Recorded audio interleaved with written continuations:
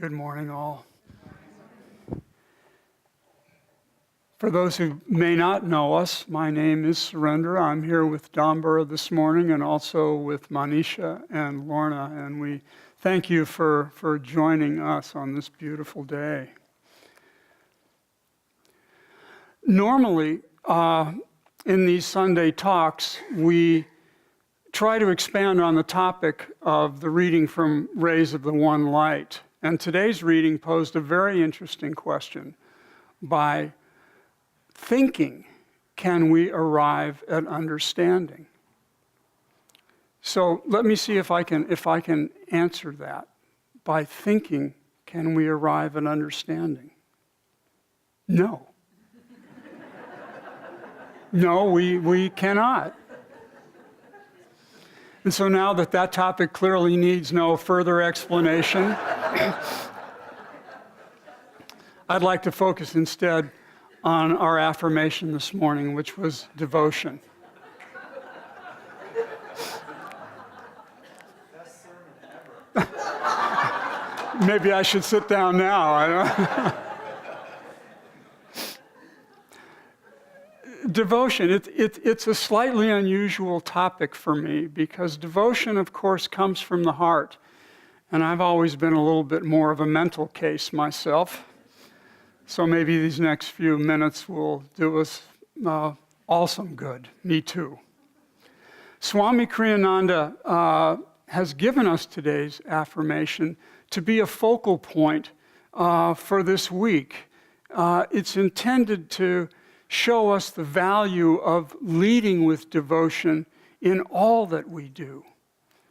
The question is, are we going to take this to heart and put it to work, or are we just going to leave it up here in our heads in that place where it's likely to simply disappear in a forest of other thoughts and information?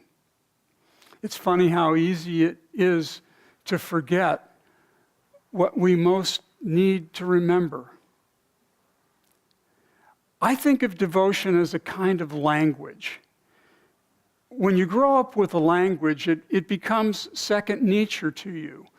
And without having to think of the words to use to express whatever is on your mind, they just come to you in a flow. It's remarkable. I don't know if you've ever thought about that. And hopefully that will continue through the course of this talk, and that flow, will be there. But I mean, can you imagine what it would be like if we had to think of every word that we wanted to use before we talked? I mean, it's not, our meetings are long enough and our conversations already that if we had to add that, it's remarkable how that flow continues. But devotion is not a language that is widely spoken in our Western culture today. Far more common is the language of materialism, which we use to get what we want, to try to get ahead, and to some extent to get around the idea that devotion is essential to our greater happiness. Devotion, as I mentioned, is a language that I'm still learning. I can hardly call myself fluent or refined in its usage. For most of my life, before I came to Ananda, a devotional person was someone who lived in a very different world than mine. He or she was perfectly okay with me, but certainly not as cool and as successful as I wanted to be. I was more devoted, if you will, to the trappings of outward appearances and to seeking the approval of others. And that particular mindset is very slow to die when there's a part of us that would like to have it both ways. Since coming to Ananda, I've taken great inspiration from the words of one of my favorite Kriyananda chants. Walk like a man, even though you walk alone. Why court approval once the road is known? Let come who will, but if they all turn home, the goal still awaits you. Go on alone. Sooner or later, each of us has to go on alone, whether it's facing a particularly difficult challenge or coming near to the end of our lives.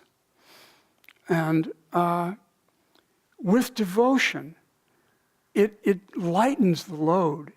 It makes the journey more joyful as well as more progressive.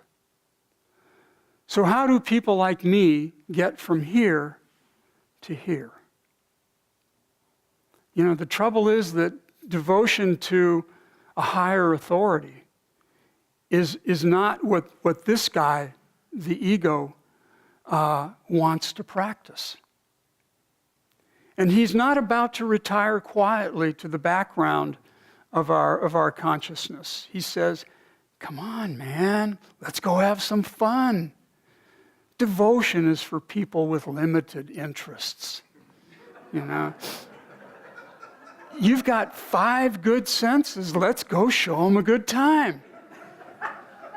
And off we go, you know, a lot of the time. Now, God is not some meanie that's going to make us pay for every sensory, pleasure that we indulge in. But it does come to the question of how often, to what extent, and at what cost to our inner life do we allow these desires, these pursuits to control us. Simplicity and moderation are the principles that we strive to practice at Ananda. And the primary reason is this. When you have less to get in your way, that less becomes more. It becomes the source of more creativity, more peace of mind, and ultimately, more of a life that is infused with love and with joy. You know as well as I that the impulses and desires that invade our minds drive us to distraction frequently, and sometimes they make us even a little crazy. But here's a tremendously encouraging fact. We can change. This is perhaps the most important asset in our little bag of tricks. Because unlike any other creature, we are not bound to our conditioning, no matter how deeply imprinted it may be. We can change. All the negativity that you have endured in your life, maybe it was a dysfunctional family or a lot of bad breaks or the unforgiven mistakes or whatever the trouble may be, they are just waiting for you to be done with it. We can change. We can even develop devotion to God if we didn't have it before. As Meister Eckhart said, the seed of God is in us. It's there already. We don't need a full moon or a particular alignment of stars to plant that seed in fertile soil. It was planted the day we were born. We just need to do some serious weeding to ensure that its growth isn't choked off or stunted in some way. Weed out the fears, weed out the anger, weed out the old grudges and disappointments. And then get out the watering can and give that seed some prana, some life force to help it blossom and reach maturity. There's another reason to nourish that seed, and it has to do with what happens when you don't. The universe has a slightly perverse sense of humor, as you may have noticed, and it will hammer you with setbacks until those changes are made. Do you need more devotion in your life? The universe will let you know in countless little ways, and sometimes in big ways.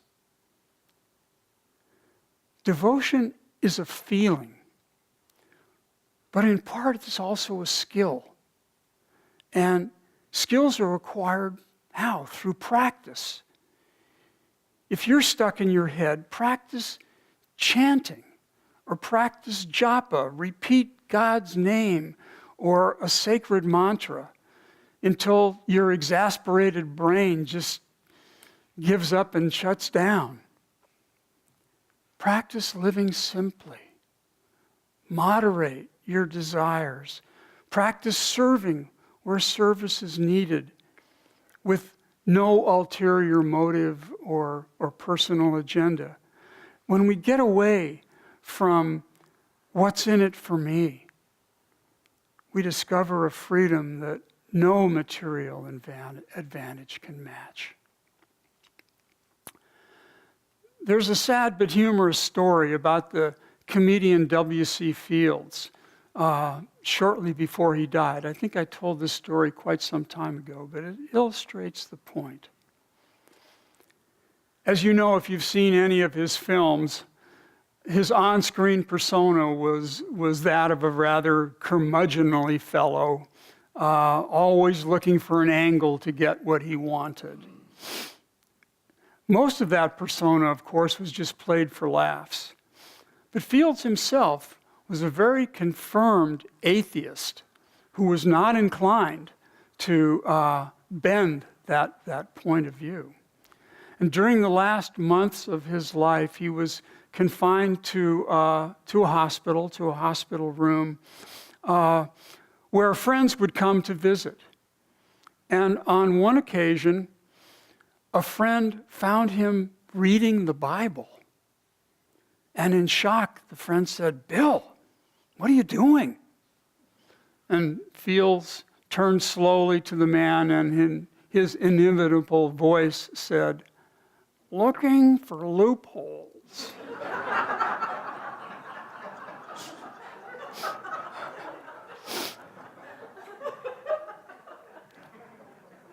Looking for cracks in God's design is not where we want to be when death approaches, or at any time whatsoever. And there's no better assurance against that potential than working to grow your spiritual devotion, no matter at what stage of growth it may be.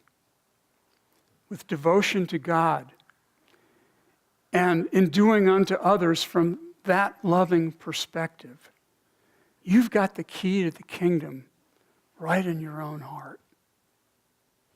There's no mystery here. Devotion will get you home. So don't say you'll give it some thought. Give it legs. It makes no difference where you are on the road to freedom in God. As Sri Yukteswar said, the lives of all men are dark with many shames. But we can turn that story around because we can change. We can. I'd like to close with a reading from Whispers from Eternity that I think is also poignant in that regard and very encouraging. It's entitled, "I Demand to Return Home." It's number 42. Impediments beware, flee my path. I am homeward bound. Through the dark corridors of time, stumbling often into pits of error, then lifted out by thy unseen hand, I have walked painfully. discouraging darkness, barbed wire fences of habit, stony embankments of indolence, mountains of indifference, oceans of unfaithfulness, sirens of sense longing may stand even now in my path, as if to prevent my onward march to thy palace. But 1,000,000 kingdoms and sextillions of years of unblemished worldly happiness will never tempt me again to turn away from thee. God bless you. Thank you for being with us. And let's just take a moment of reflection. And now we'll have some more wonderful music.